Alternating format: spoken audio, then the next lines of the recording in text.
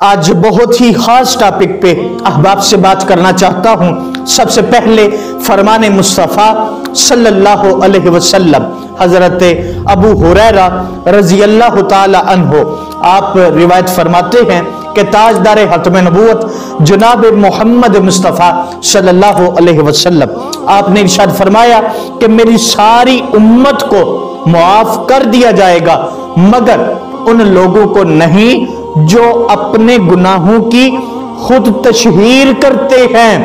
اپنے گناہوں کی خود تشہیر کرنے کی صورت کیا ہے؟ حضور نے خود ہی ارشاد فرما دیا کہ بندہ رات کو گناہ کرتا ہے اور اللہ رب العزت ساری رات اس کے گناہوں پہ پردہ ڈالے رکھتا ہے۔ کسی بندے کو نہیں پتا کہ اس بندے نے رات کو گناہ کیا تھا، اس وقت یہ گناہ کر رہا ہے، اللہ رب العزت جانتا ہے یا پھر وہ بندہ خود جانتا ہے۔ صبح اٹھتے ہی اس بندے نے کیا کیا؟ سب سے پہلے لوگوں کو یہ بتانا شروع کر دیا کہ لوگوں میں نے رات کو فلاں گناہ کیا تھا، میں نے رات کو فلاں فلم دیکھی تھی، میں نے رات کو فلاں گانا سنا تھا، میں نے رات کو فلاں گناہ کیا تھا۔ اللہ رب العزت نے تو اس کے گناہوں پہ پردے ڈالے رکھے تھے ساری رات۔ صبح اٹھتے ہی اس نے اللہ رب العزت کی پردہ پوشی کا بھی خیال نہ کیا، خود ہی پردے پیچھے ہٹا دیے، لوگوں کو کہہ دیا لوگوں آؤ دیکھو میرے کرتوت، میں نے ساری رات کیا کیا کرتوت کیے تھے۔ حضور کے اس فرمان کو مد نظر رکھتے ہوئے احباب سے چند ایک باتیں کرنا چاہتا ہوں۔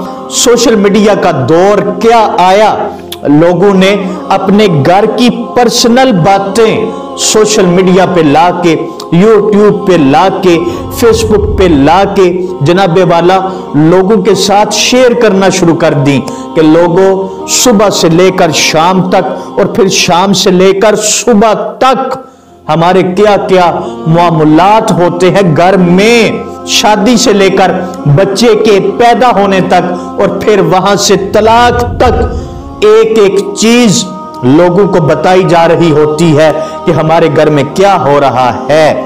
اگر چھوٹی سی بات پر بھی اگر کوئی بھی ایسی رنجش، کوئی ناراضگی میاں اور بیوی کے درمیان بھی ہو جائے تو کچھ ایسے لوگ ہیں کہ وہ بھی سوشل میڈیا پہ لا کے سب کو بتا رہے ہوتے ہیں کہ ہمارے گھر میں آج کیا لڑائی ہوئی، کیا جھگڑا ہوا۔ احباب ذی وقار حکم یہ تو نہیں تھا، حکم تو یہ تھا کہ اپنے گھر کے معاملات اپنے گھر تک ہی رکھو، بلکہ میاں اور بیوی کے جو معاملات ہیں اگر چھوٹی سی بات پر بھی کوئی رنجش ہو ہی جاتی ہے تو وہ اپنے کمرے میں رہتے ہوئے ان کو حل کریں اور ناراضگی دور کریں اور ایک محبت کے ساتھ اپنی زندگی گزاریں۔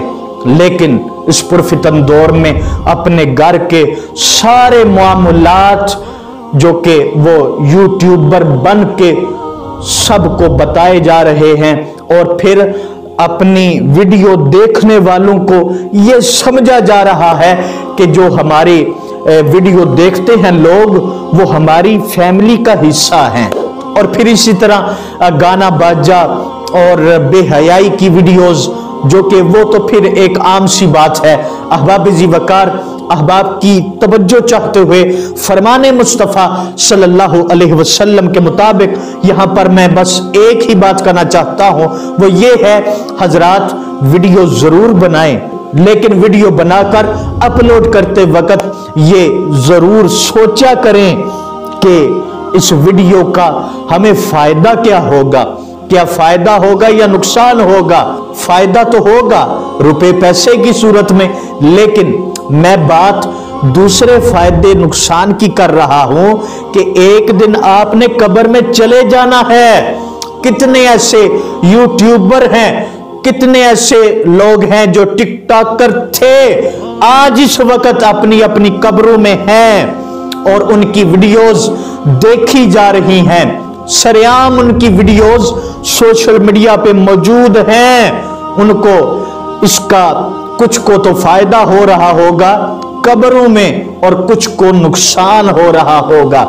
अगर आप सोशल मीडिया पे ऐसी वीडियो अपलोड करते हैं कि जो गाने बाजे वाली है, बेहयाई वाली है, तो अहबाब जी वकार, आपने जब कब्र में जाना है और जिंदगी गुजारते वक्त भी उसका आपको सवाब तो नहीं होगा, उल्टा आपको गुनाह होगा। तो ये चीज आपके जहन में होनी चाहिए कि क्या मुझे इसका फायदा होगा या नुकसान होगा। यहां पर एक मिसाल अहबाब के गोशगुजार करना चाहता हूं। खालिद हसनैन खालिद रहमतुल्लाह अलैह, जो कि अजीम नात खां थे, एक अजीम शख्सियत थे, एक अजीम आलिम दीन भी थे। अहबाब जी वकार, उनके इंतकाल फरमा जाने के बाद उनकी वीडियोस आज भी मोहब्बत के साथ देखी जाती हैं, मोहब्बत के साथ सुनी जाती हैं और वायरल हैं उनकी वीडियोस सोशल मीडिया पे। अहबाब जी वकार, क्या उनको इन वीडियोस से नुकसान हो रहा होगा?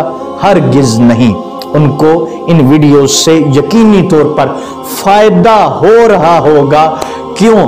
क्योंकि वो उनकी वीडियोस जो कि वो आम नहीं है, उनकी वीडियोस खास हैं, क्योंकि उनकी वीडियोस में नाते रसूल मकबूल सल्लल्लाहु अलैहि वसल्लम है।